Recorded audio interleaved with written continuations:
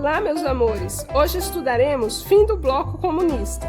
Bem, ainda não tinha terminado a Segunda Guerra Mundial e os Estados Unidos e a União das Repúblicas Socialistas Soviéticas já apresentavam divergências entre si, as quais se agravaram posteriormente, dando origem à criação de dois blocos políticos militares.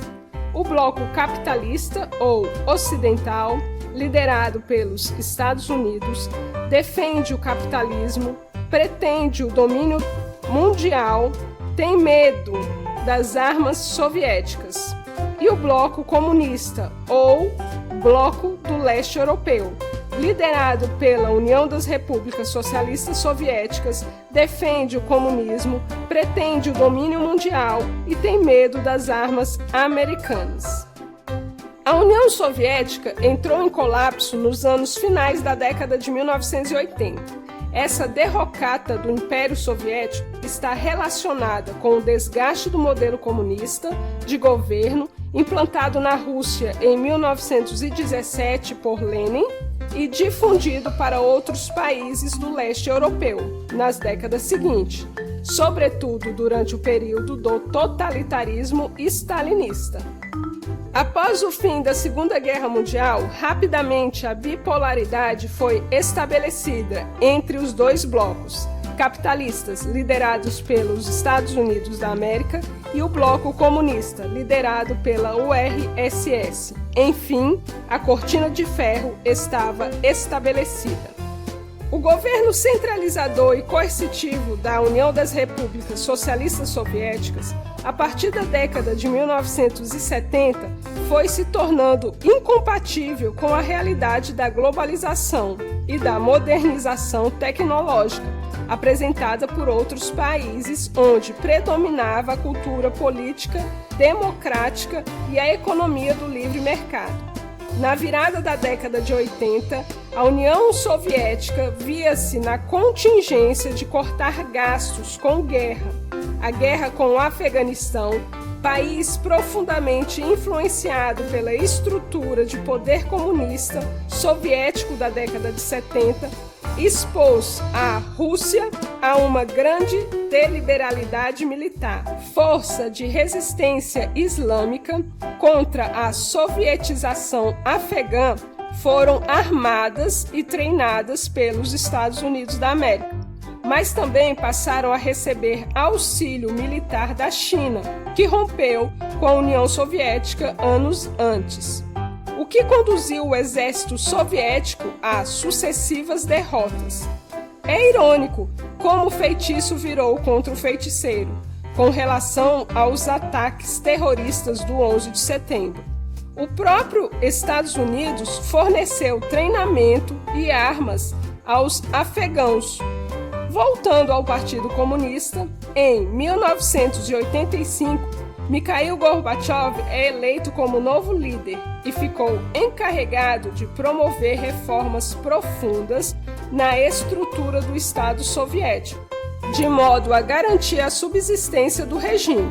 Entretanto, tais reformas, que receberam o nome de perestroika, que significa reconstrução, cujo modo de procedimento seria a glasnost, que é a transparência, acabaram por dar abertura para a implosão do regime comunista.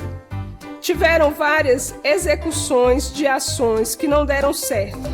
Diminuiu o auxílio a outros países comunistas, como Cuba, que foi a mais prejudicada, retirou tropas de lugares estratégicos, abrindo mão de uma hegemonia sobre essas regiões, e tomou iniciativas de firmar acordos com os Estados Unidos para a destruição de ogivas nucleares, pondo fim a uma das principais características da Guerra Fria, que era a corrida armamentista. Houve ainda o fatídico episódio ocorrido em 26 de abril de 1986, o acidente nuclear de Chernobyl na Ucrânia, que rendeu ao governo de Gorbachev transtornos incalculáveis, além de revelar ao mundo a obsolescência tecnológica soviética. Além de tudo isso, Gorbachev era pressionado por dois setores das esferas de poder da União Soviética.